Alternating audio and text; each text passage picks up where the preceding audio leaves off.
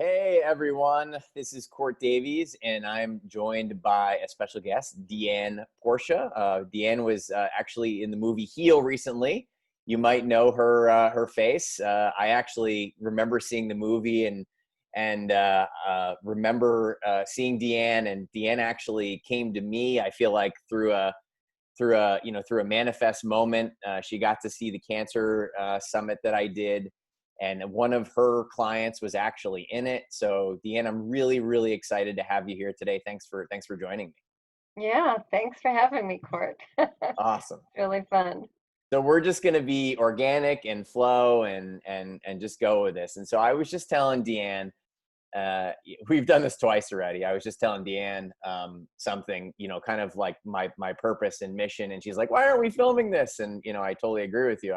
We've done that twice now, and so my body. I like to say my body is going through cancer right now, and I did a book and a cancer summit. And what I realized, and I was telling Deanne that a lot of people that aren't going through cancer, but are going through other extenuating circumstances, are actually coming to me. And um, they just want to see basically how to be more resilient, how to overcome, huge obstacles in their life. And so uh, I realized that all the conversations I had during the summit were supposed to be targeted towards cancer, but it really could apply to so many different things. And so Deanne and I are going to talk about that today, because Deanne works with a whole spectrum of clients that deal with these circumstances. And so Deanne, why don't you go into, the type of people that you work with? Yeah. Thank you, Court. So, because of the movie Heal documentary, I'm known for working with cancer, or people that are diagnosed with cancer, and people that don't have a diagnosis like that, but they're experiencing high anxiety, a lot of stress in their life. They recognize that, because I work on the deeper levels of the heart, the soul, and the subconscious level. They recognize that they've been holding on to stuff mentally and emotionally that has been causing them internalized upset and tightness, and maybe other illnesses have been manifesting. So, anxiety is usually pretty common. Sometimes depression, autoimmune disorders come forward a lot. And they don't want these, illnesses to manifest into something that's more life-threatening. Yeah. So, it's great. And whether I'm working with someone that, is facing a cancer diagnosis or an autoimmune disorder or anything, the work is always the same. It's always about, accessing those deeper levels of the heart and the soul and the subconscious, and deprogramming or reprogramming, that imprint from early childhood that's been running the show for decades. So it's really rewarding work, and it's awesome. Mm. Well, I love what you say, because going through the journey, I've realized a lot. And the thing that I realized, the probably one of the biggest realizations, is that all disease is the same. And I totally agree with you. It's cancer, ALS, arthritis, anxiety, panic attacks. It's all one and the same. The body is trying Yeah. to release tension, and we're storing energy in certain places that create disease in those places. And some people are Right. more apt to get a cancer, like I have a genetic deficiency, I'm told. And I potentially have more of a environmental reaction to that, which could create cancer. And of course, science hasn't really identified this or really caught up with this. It's more of an intuition.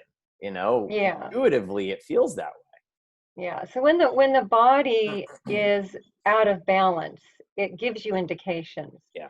And so many times people don't pay attention to that. They're just busy with their lives, pushing through the discomfort that they're feeling, or the unsettledness, the dis-ease that they're feeling, and not paying attention.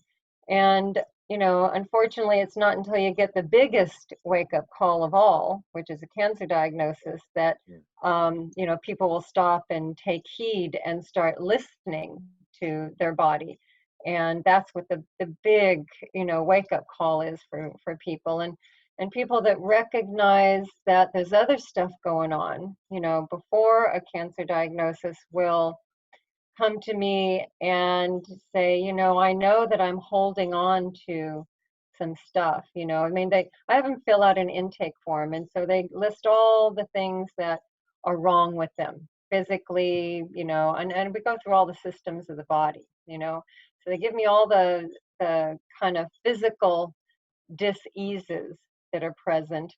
And in the first session, they tell me about their history and, all this stuff with medical and physical body. And then after that, we don't talk about that anymore.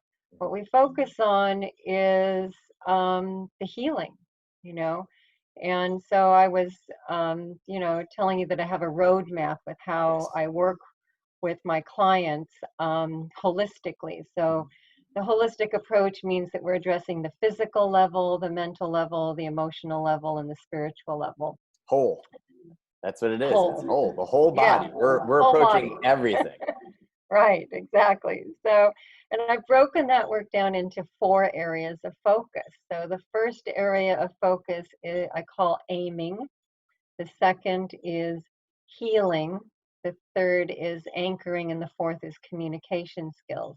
So in the aiming portion of the work, or identifying where in the body that they are holding on to that dis-ease, that discomfort. Where is the stress being held?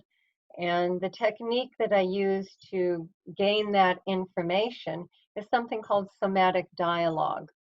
So I'll guide them through a closed eye process that's similar to hypnosis, but a little different.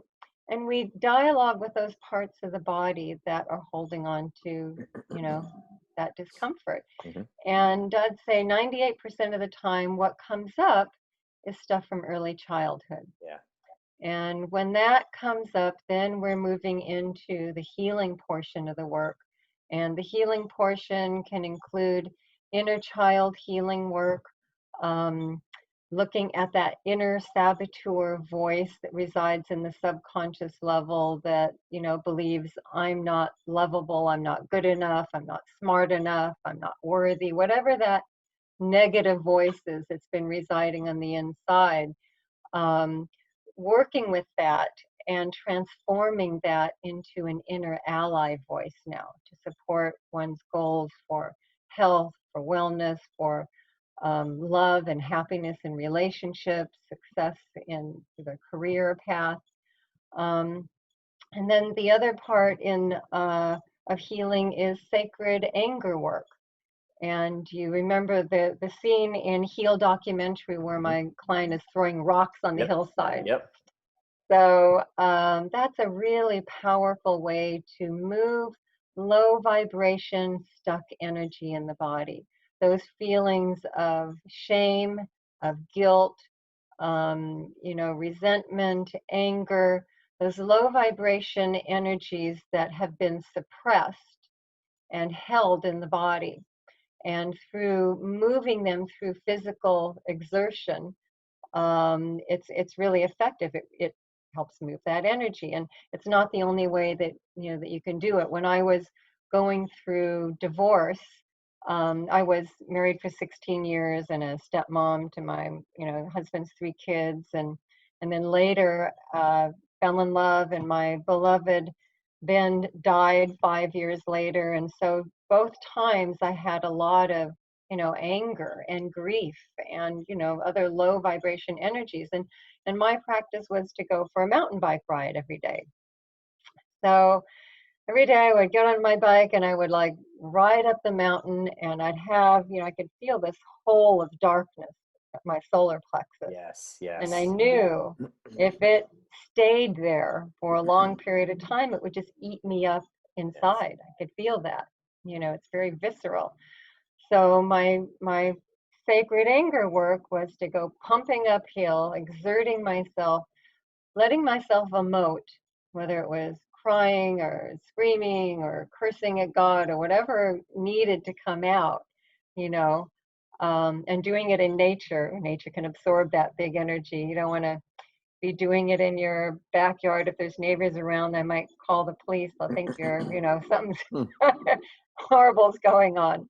But, outdoors in nature is a beautiful way to do sacred anger work. And I began to feel that darkness leaving my body, you know. And every day that was my practice. And eventually, I realized that gook that had been residing there was gone. And I had a new freed up space inside. I actually felt lighter. And when I work with my clients and doing this work, that's the feedback that they tell me. They feel lighter Wow. after they do this work. There's been a lifting energetically and physically, you feel it. So, yeah, so then I knew I had a choice. I wanted to fill that hole, that new opening, that freed up space inside with something positive. And that was the love that was present in my life, the healing beauty of nature. So now I'm pumping up the hill and I'm looking at the clouds, the sky, the trees, the animals that show up. I'm grateful because I've got this beautiful, strong body that's getting me up the hill. So I'm, feeling the gratitude for my body that's supporting me and all the loving sources and, friendships and stuff in my life. And that is now filling that space in the solar plexus. And it's healing. It's hard to describe. It's another visceral feeling where I'm now truly embodying love and light and gratitude, and that's the place that I have come to live my life at on a daily basis, which is so awesome. Um, so that's the sacred anger work. Um, oh, and then there's also, forgiveness. So forgiveness is a very important part, compassionate self-forgiveness. And it's not so much the judgments that we hold against others that is damaging, but it's the judgments we hold against ourselves that's the most damaging. So, Totally. yeah, and then the anchoring process is after a bit of healing work has been done. We anchor this new awareness in the conscious mind through other grounding techniques, such as neurolinguistic programming and other stuff like that. And then the communication skills is such an essential part and foundational to this holistic approach that I have entire workshops and retreats that are focused on that. I was describing to you earlier that I do this 2 or 3 day workshop called Commitment to Love. And it's all about communication skills and, learning how to be a clear and complete and honest, heart centered communicator and in a fashion that can be received by the other person. Because if you're angry and you're just unloading, you know, the other person's probably going to get defensive and it's not going to be effective. So to really be a heart-centered communicator, and I have different tools that I teach with that. Um, so I didn't even know that there were such skills that could be learned until I did my master's in spiritual psychology. And the first day in class, they said, we're going to be teaching you new skills in heart-centered communication. And I thought, wow, that sounds really cool. How come in all the years of therapy that my husband and I were in, he never taught us that? Yeah. you know? Yeah. And the answer is that it's not part of their curriculum. Traditional psychology is about the cognitive and behavioral approaches. They want to assign labels to what they say are disorders or illnesses, and I don't see anything as an illness. I see it as an imbalance, and that's true of people diagnosed with cancer. The first thing that I tell them, when they reach out to me and want to work with me, is that you can help yourself mentally and emotionally by reframing your diagnosis as an imbalance, right? So you said that, you are someone that is going through a certain type of cancer, right?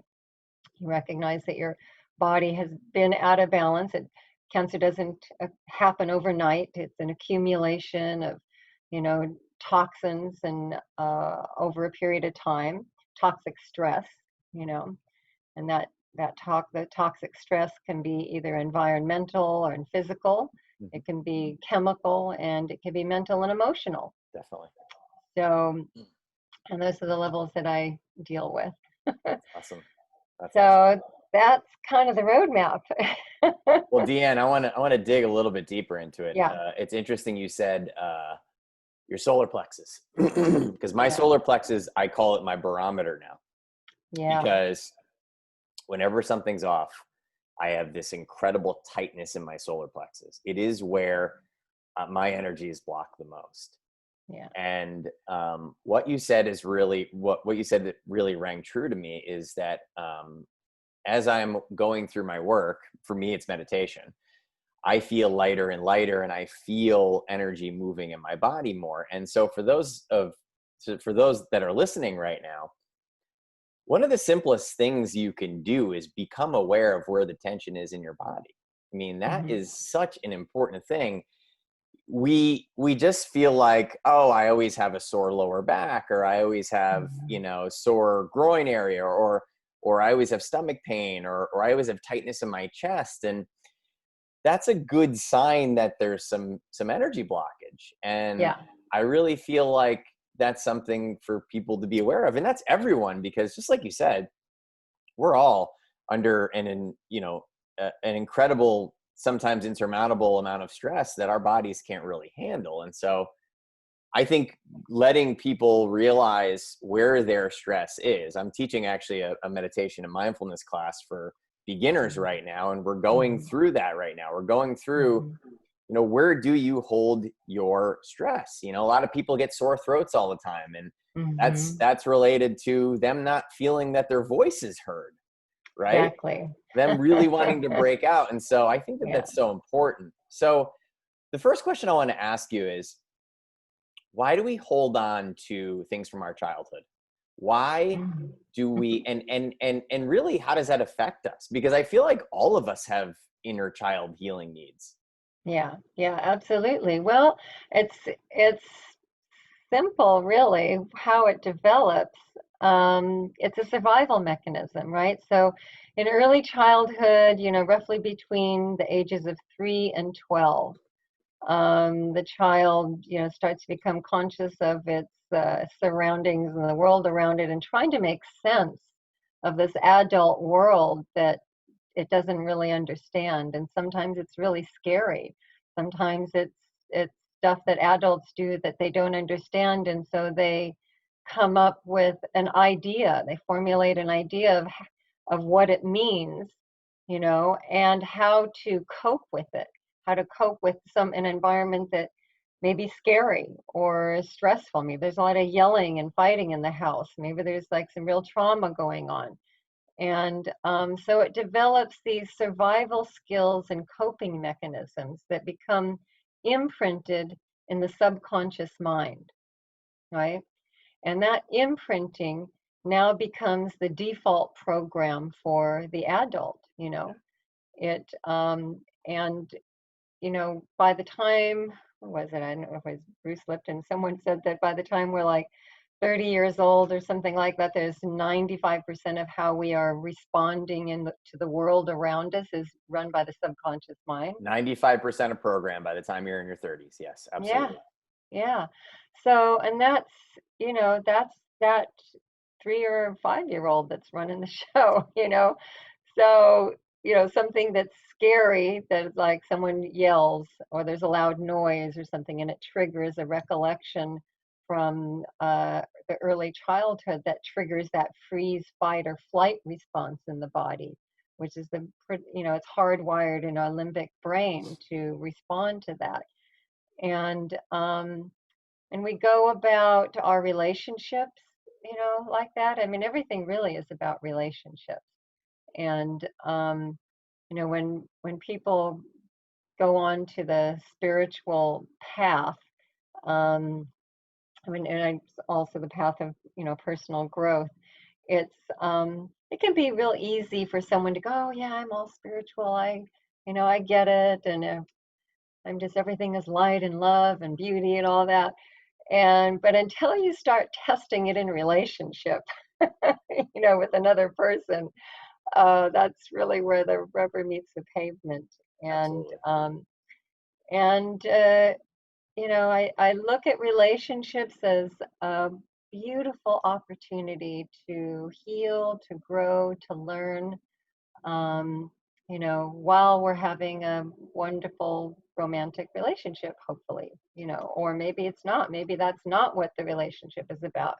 Maybe it's about two people that have been mirroring deep wounds to each other. And that is an opportunity also to heal and to grow and to learn from. Yeah. Yeah, Deanne, I don't think I told you this last time, but I was 7 years old and I was climbing a tree and I touched the power line by accident.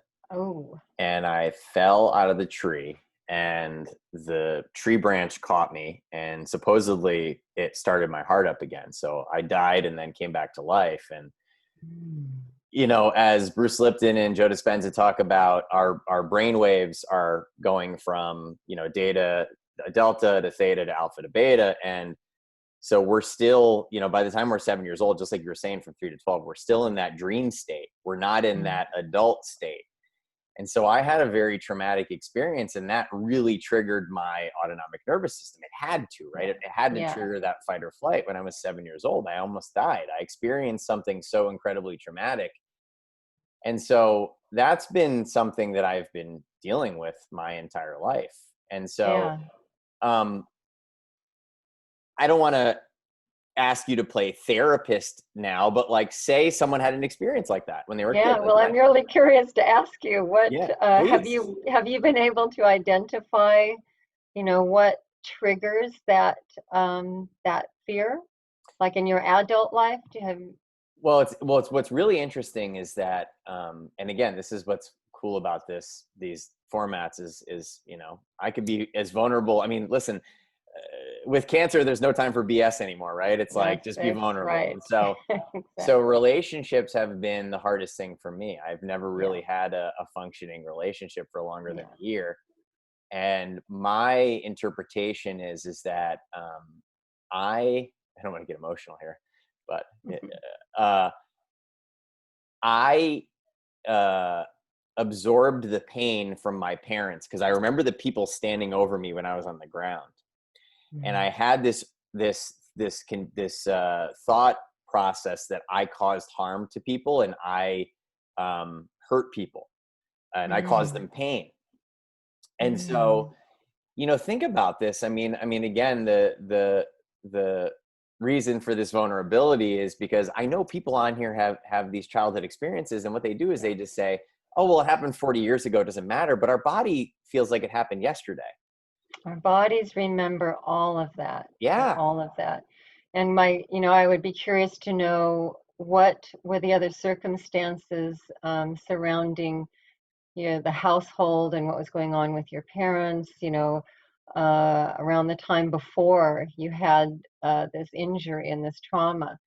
And because all of that probably feeds information into that very jolting physical trauma that you had, you yeah, know. yeah. I mean, listen, I've explored, and I know this sounds crazy, but I've Yeah. explored that. Maybe I wasn't getting the attention that I needed. I've explored that um, doing this, when we're kids, we do crazy things to feel love Yeah. and to experience love, right? And so Yeah. I've explored, and listen, this is I don't fault my parents. My parents got taught by their parents, and their parents got taught by their Yeah. parents, right? And so there's a part of me that sees a um, a hospital and a doctor in my life continuously because I went Mm. through this and then I got diagnosed with Crohn's Mm. disease in my Mm, teens and 20s, and then the cancer. And so yeah. all of a sudden I see this pattern that like I maybe need attention from doctors and nurses Yeah. because maybe I'm not getting that attention from I elsewhere. would I would love to do a process with you, not now. No, but this is good, right? But Because this it's is great. this This is we're all we're great. doing this. This is great information, and I'm not going to put you on the spot and have you actually go into a process, but I would guide you through a deeper process where we would be accessing those deeper levels of the subconscious, and so that you could re-experience that again Yeah. in a safe way.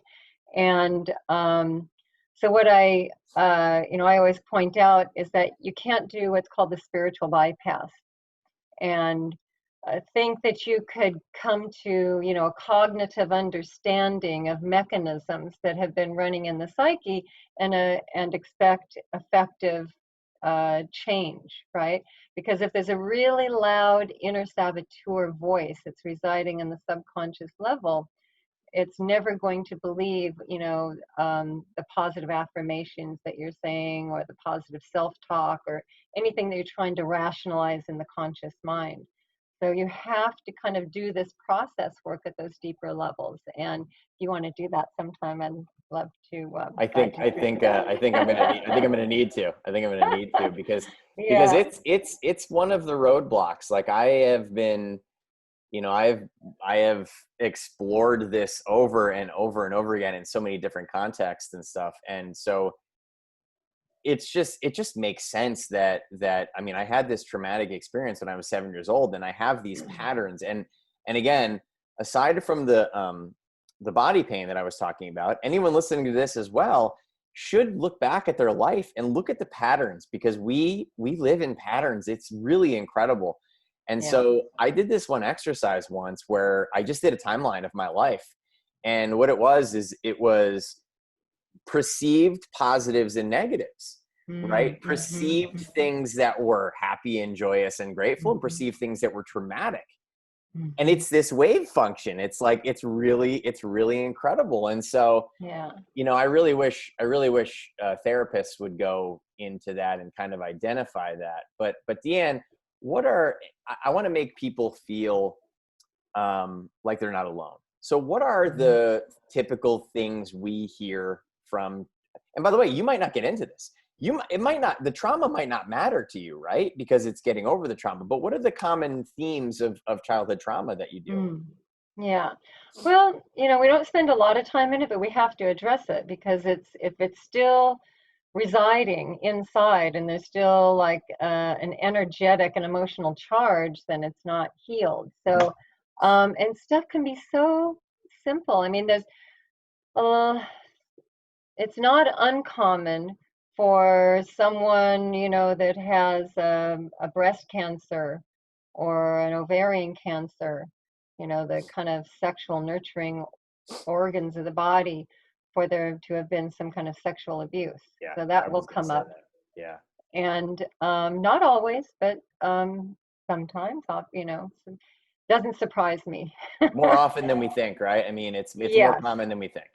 it is. And there's so much more incident of sexual abuse with women than we're, think that there is. And men are not, immune to that. There's sexual trauma that men have as well. Little boys experience it. Um, so that comes up. And then it can also be something simple. So I had one client and I loved working with her. She was back east and she had a series of, gosh, Crohn's disease illness from childhood through her whole adult life. She was in her, I don't know, late 30s. And doctors could never find out what was wrong with her, you know. And so we started doing these processes, and it went back to, we were able to get to the core, the initial experience that created this limiting belief. And in her case, it was she'd always wanted a puppy. She was an only child. She wanted a little Wow. dog. Mm. And it was something that, you know, yeah, she just wanted something to love. She was an only child. She wanted something that was just hers, you know. And her parents, you know, told her that, oh, a puppy is too much responsibility and it's, you know, it's going to be too costly. It's going to be this. It just naysaying all of it. And they didn't understand the emotional need that she had. Um, so she, later in life, what did she do? She actually, like, what that translated into was a belief that she wasn't responsible enough or worthy enough to have love in her life Yeah. from a Yeah. puppy, Yeah. right? But the belief that that little child adopted. And so anytime that she would, I mean, she was had problems with relationships, you know, and couldn't get a successful relationship in her life and gravitated towards ones that weren't loving and weren't really reciprocal and Sounds like me. really. So let me see, what do we do? There was one time she actually went out and she bought this dog, and it was a cute little puppy, and she gave it to her parents Wow. and for like an anniversary gift or something. And I thought, wow, why did you give that little puppy to your parents? That that was the loving and the nurturing that you wanted for yourself, but you immediately gave it away.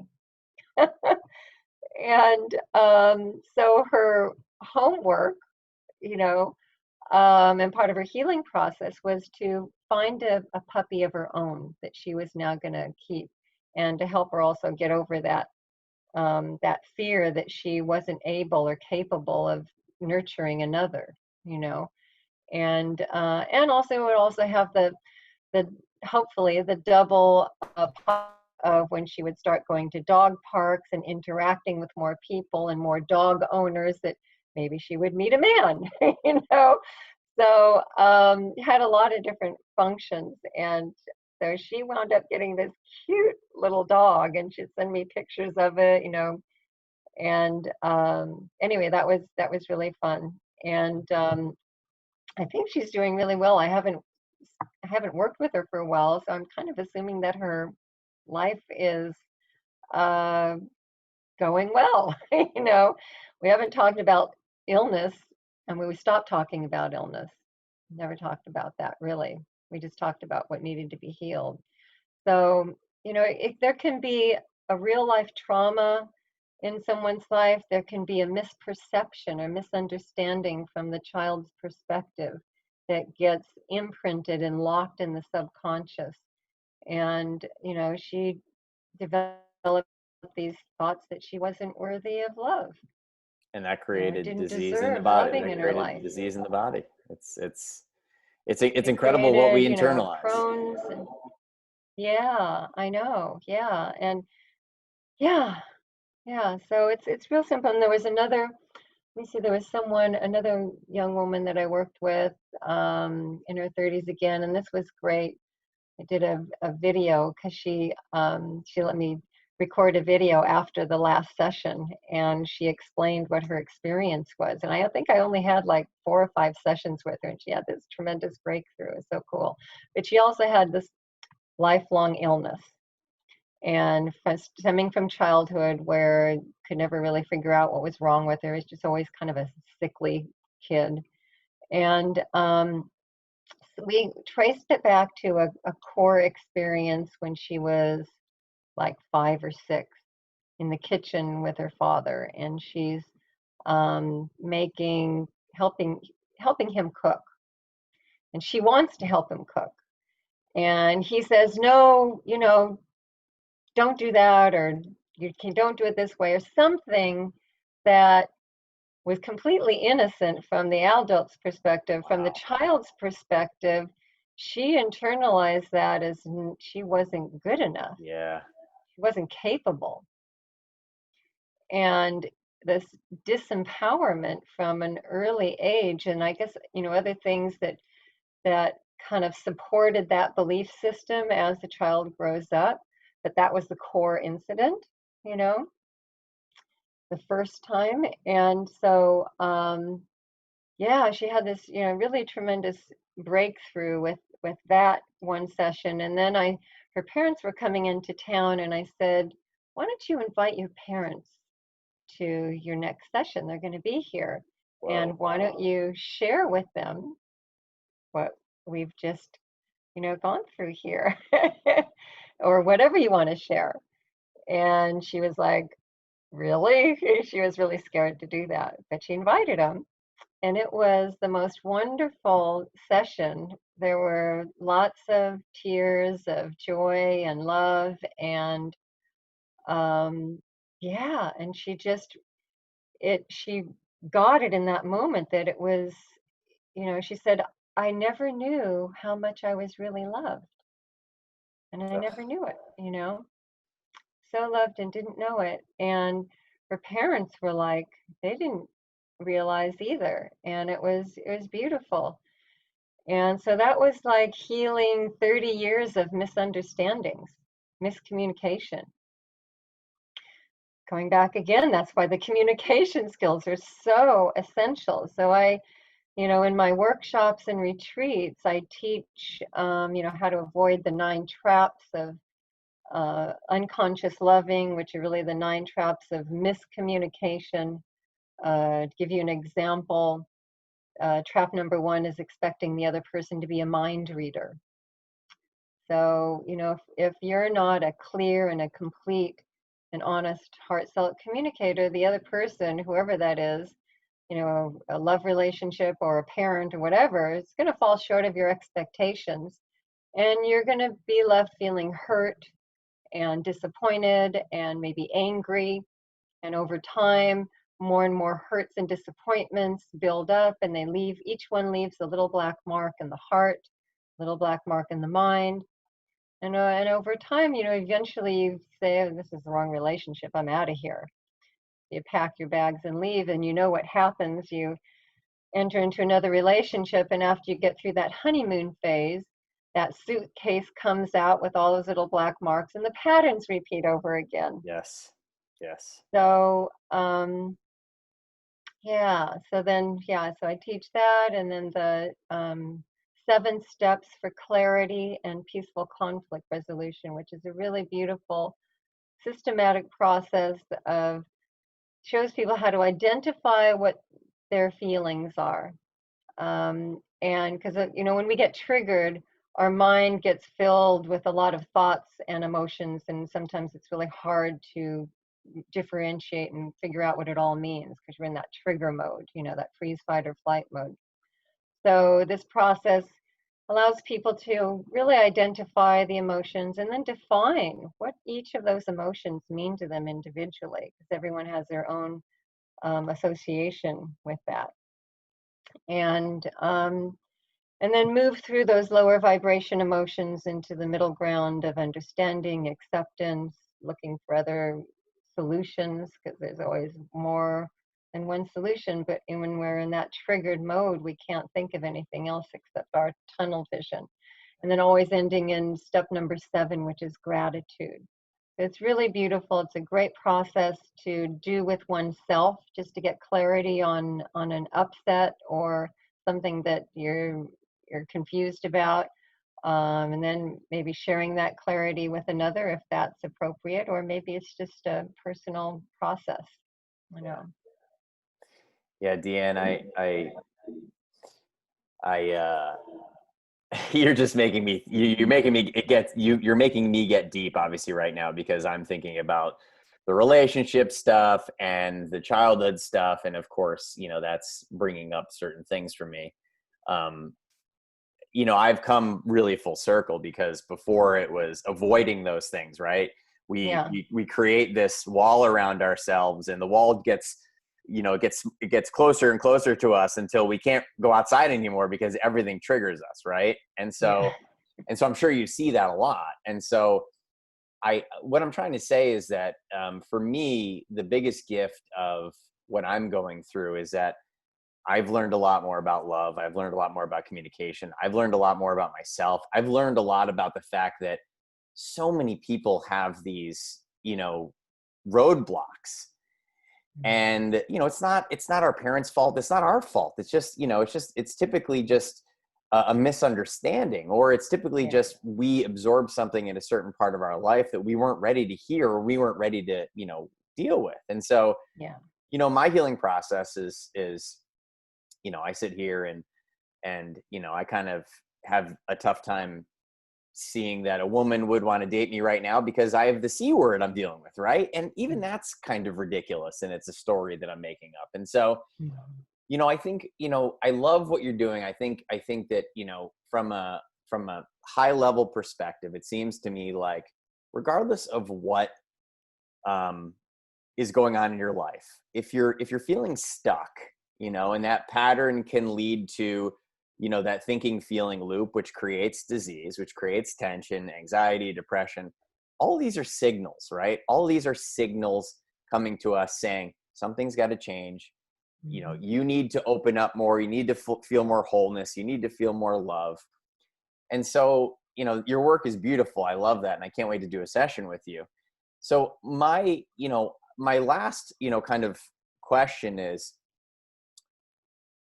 from the beginning of when you meet a client, tell me some beautiful kind of serendipitous other, if you have any more serendipitous, beautiful stories of what happens to them on the other side, right?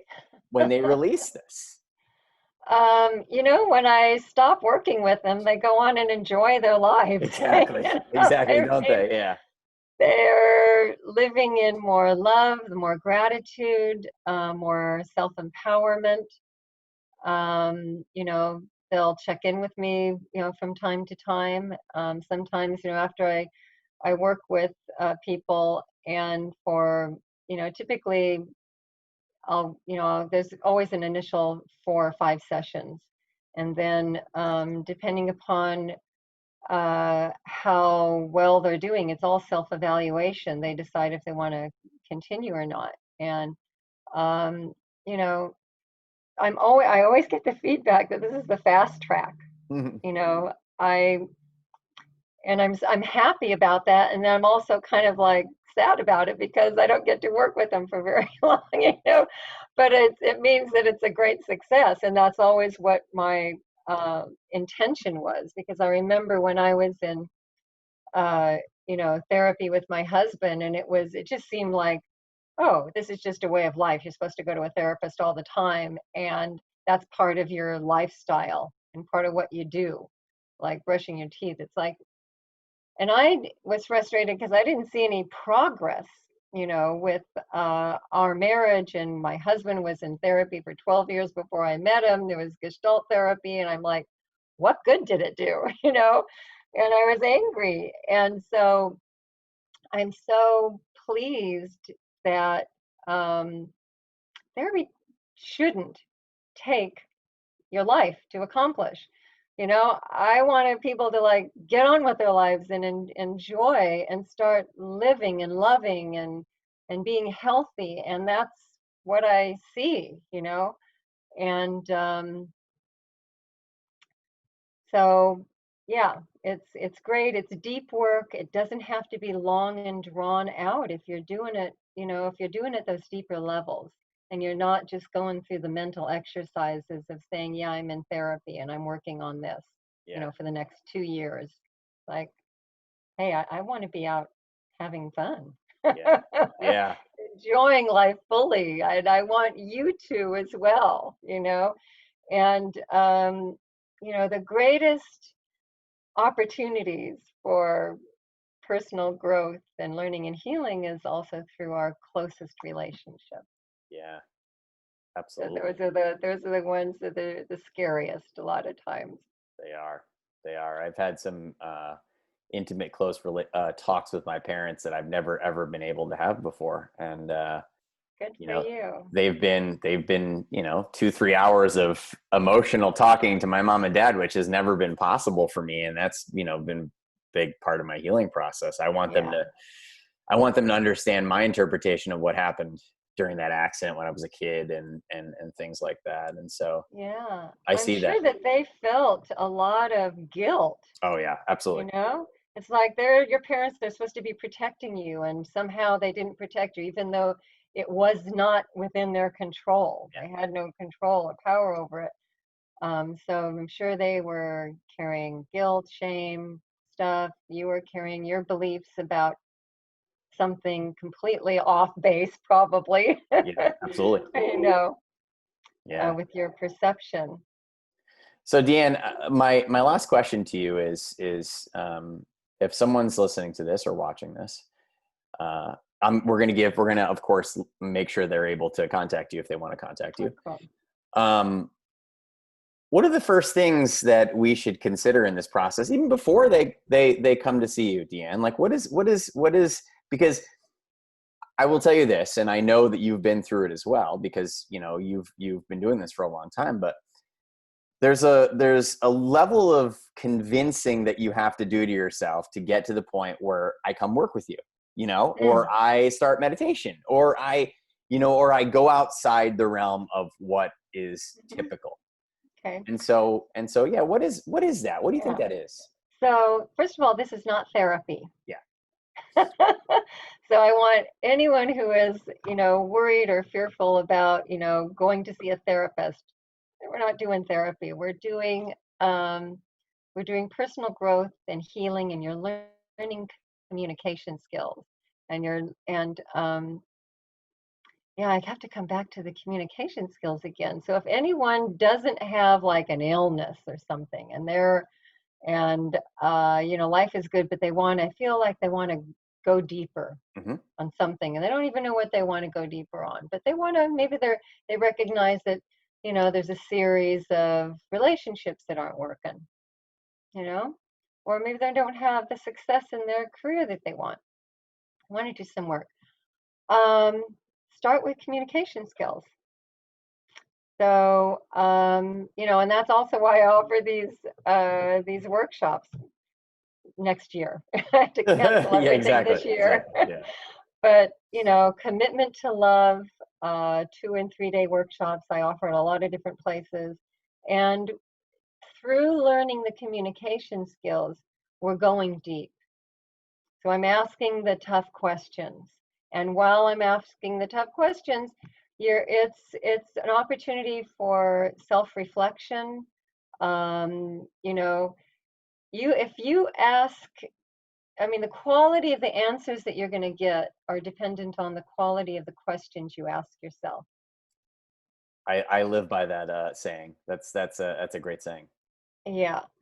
And the greatest opportunities for personal growth and healing and learning is our closest relationships. And Yeah. and if it's not a love relationship, maybe it's a parent, it's a family relationship. It's, who's close. Um, so communication skills are foundational to all of that. So I call my work not therapy, it's holistic stress reduction. Hmm. That's Hmm. what I do. Hmm. Holistic stress reduction and some spiritual practices and communication skills. It's not therapy. Hmm. Hmm. So if anyone has stress out there, Everyone. I'm a holistic stress reduction expert. And that happens to include some spiritual practices like meditation, mindfulness, other stuff, and of Yeah. course the communication skills. So holistic stress reduction. I've had people contact me because they've had panic attacks. There was a top level kind of CEO guy. I won't name the company, but his wife contacted me because he thought he was having a heart attack and his brain was shutting down and he just wasn't functioning, and displaced anger. It was burnout, corporate burnout. And so, bless you. Sorry. So he so he came and did a week-long private retreat with me, and we did all this type of inner work while we were outside. So that's another thing. The other retreat that I offer is a 7-day holistic wellness in nature retreat in Aspen, Colorado. And that's really my favorite. That's Oh, where we that sounds spend, beautiful. yeah, we spend a lot of time. Every day we're outdoors. Most every day we're hiking, we're cycling, we're horseback riding, and doing the inner work at the same time as we're out in nature. And it's beautiful because the exercise that we're getting is also like that sacred anger work where you're moving that stuck energy, because people are going inside and then, they're processing. So the times that we're doing the outdoor nature stuff, they're contemplating and thinking about the stuff we've been working on, and presenting and learning the communication skills. And my favorite day of the 7 days is when we go on a silent Vipassana horseback ride. I happen to love horses. I'm a rider. And so each person gets to have a moment to connect with their horse and bond with it. And then with the ride out to our destination on the Maroon Bells Trail is silent, and you commune with your horse and you commune with nature. And this always takes place in September. The fall colors are starting to change, which is awesome in Aspen. And yeah, you go in and you see what shows up in nature also to help uh, give you a message. There's all sorts of messengers that come forward when you're in nature. That's another reason, why I do the work outdoors. If people do come and see me in Topanga when they're not coronavirus around, we sit outdoors. I don't keep an office in town. And we sit outside and we look at nature. I live in a rural area, and there's all sorts of things that show up to help facilitate the work. And so the Aspen retreat is really awesome. It's going to take place again next September 2021. I put feelers out to see if anyone wants to do it this year in September, but I'm not sure. Yeah, yeah. Everything's It's still iffy. the two things that really just came up for me there are, one, the difficult conversations that you're avoiding, you should have them. Yeah. Because that has been a game changer for me. Because again, my barometer in my solar plexus says, don't have that conversation. Don't have that conversation. You know what that means? You should have that conversation. Exactly. And then second, I spend so much time in nature. I paddleboard. I'm grounding all the time, bare feet. I never wear shoes and socks. Um, I take walks in forest all the time. That has been a big game changer for me. I Yeah. was always very nature orientated. I mean, it's get away from this, get away Yeah. from the computer. Indoors creates this stimulation, and your consciousness is just moving around. And when you're out in nature, everything is just it's just beautiful. And Yeah. if you're able to see beauty in all the seasons, it's even more beautiful, right? Like Yeah. there's Yeah. beauty in snow, there's beauty in the leaves changing, and so I love Yeah. I love all this. I have a feeling I'll be joining you in Aspen in 2021. Awesome. That That sounds would be so amazing. awesome. It's really awesome. It's really great. So Yeah. how do people get in touch with Dianne? Yeah, so can reach me at portiaswish.com. I'll spell that as P as in Paul, Orchia, and then S as in Sam, and then wish, wish.com. And my phone number is 310, I'm in Los Angeles area, Topanga Canyon, 310 455 2851. My email address is my first name, Dianne, spelled Dianne, at portiaswish.com. And Awesome. I also have a YouTube channel, and I have a lot of cool videos on there and educational videos, lots of videos, kind of testimonials of uh, clients that I've worked with, some, that have made it through cancer, others that have had different challenges. The woman I had shared about the 30-year healing of miscommunication, family healing, there's a video on there with her. So there's some good videos on there, some meditations also there, and my website and Instagram. Please follow me on Instagram at Dianne Porchia. Dianne Porchia, yeah. And if you haven't seen the Heal documentary, check it out. You're Yeah. in that.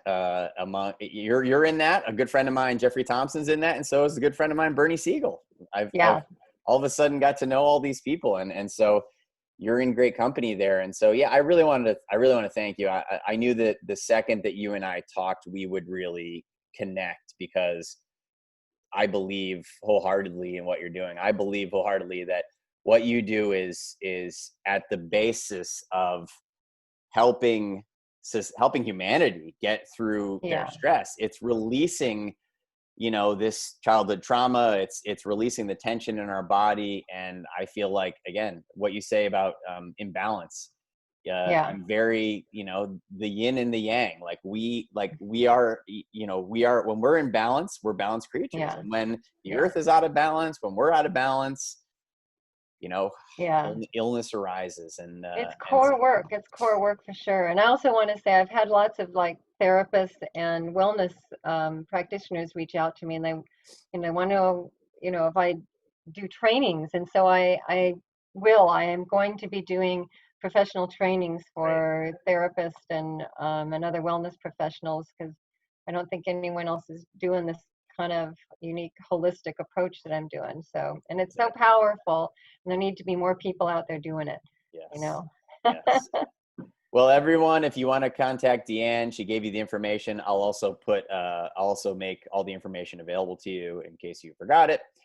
And so, Dianne, I feel like this is just our first conversation of many. Thank you so much for Yeah. being here. All right. Thanks. See ya. See you Bye. soon.